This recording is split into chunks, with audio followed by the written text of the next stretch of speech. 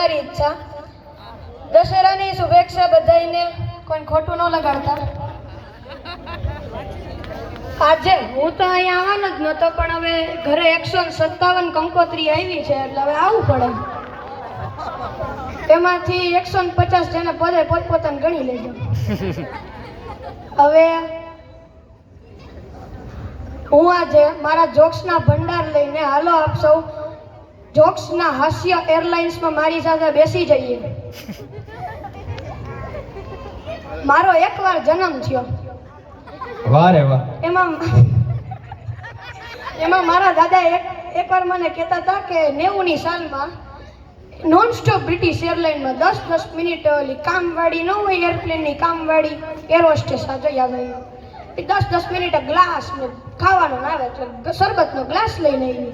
મને દાદાને કે અળિયો શરબતનો ગ્લાસ અને પછી બરફનો ગાંગડો લીધો. તો પછી કે દાદાને કે આઈસ.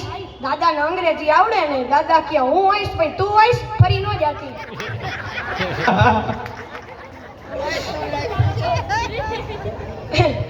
પછી આપણે ખબર હોય તો 24મી જાન્યુઆરી કચ્છમાં ભૂકંપ આવ્યો હતો.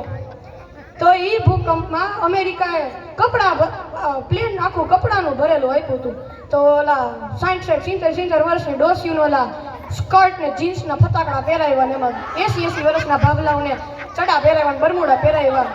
હવે એમાં ઓલો વિચારો શું કે એમાં એક ગોરી છૂટી પડી. એમાં મારા કાકા હતા, એક કાકા છે, નામ નથી યાર. એને ગુજરાત સરકારે ટૂર ગાઈડ તરીકે રાખ્યા. એ લઈ ગયા એને ગામ દ્વારકા. એને બીજું કઈ જોયું જ નતું. તો ત્યાં કીધું કે 180 ફૂટ ઊંચું મંદિર દ્વારકાધીશનું, ન જોયું હોય જઈએ જો. એની બાજુમાં ગોપી તળાવ. ઓલી કે વાવ. મારા કાકાએ પેલા બોલ્યા ધીસ ઇઝ ગોપી તળાવ. ઓલી કે વાવ. મારા કાકા મગજમાં હું ઘૂરી ચડી કે વાવ નહીં, તારો બાપ તળાવ. વાવમાં પગથિયા. વાહ યુગભાઈ વાહ. કાકા કે વાવમાં પગથિયા હોય, તળાવમાં પગથિયા ન હોય. મારો મિત્ર છે મિસ્ટર અનનોન.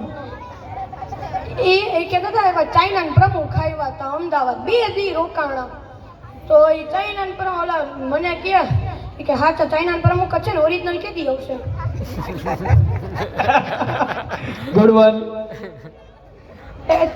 એક ઇન્ટેલિજન્ટ જોક જે સમજાય ને એના હાટું છે. 4 બાયો શાંતિથી બેઠા હતા. 4 બાયો શાંતિથી બેઠા હતા. આનથી હું તમને ન સમજાય તો આનથી મોટા કે દુનિયામાં ક્યાંય જોક નથી. આમ તો હું બહેનોની વાતો કરતો જ નથી, આપણી મર્યાદા છે. શું કામ? નારી શક્તિ છે. મન અનુભવ સજી વાહો દુખે. શું વાત છે? મારું આખું ઘર એકવાર મેળામાં ગયું હતું. બીજી વાર ગયા હતા, કોઈ ચિંતા ન કરતા. આખું ઘર મેળામાં ગયું હતું. મદારીનો ખેલ હાલતો હતો. 2 કલાક ખેલ આવેલો, બહુ મજા આવી. એમાં એક વાંદરી નામ હતું જમકુબેન. ઓલા કે જમકુબેન પાણી ભર્યો તો ઠુમક જાય પાણી ભરી આવે. ઓલા કે જમકુબેન શાકભાજી લઈ આવો તો કોથળી લઈને શાકભાજી લઈ આવે. પછી ઓલા મારી મમ્મી પૂછ્યા પપ્પાને લઈને ઘાલ માર ભેરા. મદારીભાઈને કે મદારીભાઈ વાંદરી કેટલાની લીધી? ઓલા મદારીએ કઈ જવાબ ન આપ્યો. મારા પપ્પા કે ભાઈ અમારા ધર્મપત્ની છે, મારા એક જ વાર લગ્ન થયા છે એટલે મારા ધર્મપત્ની તમે સરખી રીતે જવાબ છે ને નથી દેતા. બોલો મદારીભાઈ બોલો વાંદરી કેટલાની? કે મેં તમને પૂછ્યું કેટલાની લીધી? તમારી વાંદરી કેટલાની લીધી?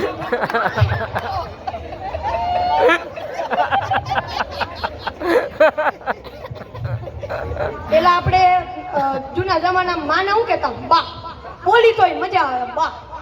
પછી એનું નવું વેરિયન્ટ નીકળ્યું માં. પછી તો મમ્મી. હવે એને હારા વાયરસના વેરિયન્ટ કાઢ્યા. વાયરસ, મોમ ને અમે લોકો એક જગ્યાએ ભેગા થયા હતા બધા નાઇટ આઉટમાં. તો એક અમારા ભાઈબંધ આવ્યો. મેં કીધું આ કોણ છે? કે મારી મોમ છે. મેં જય શ્રી કૃષ્ણ મોમ. ત્યાં એમ બીજા બેન નીકળ્યા. આ કોણ છે? કે અમારી નાની મમ્મી છે, મિની મોમ. એમાં હજી એક નીકળી ઢેપલા જેવી, રિક્ષામાંથી પાડી. આ કોણ છે? કે મોટી મમ્મી છે, મેક્સિમમ. વજનમાં એટલી લાગતી હતી.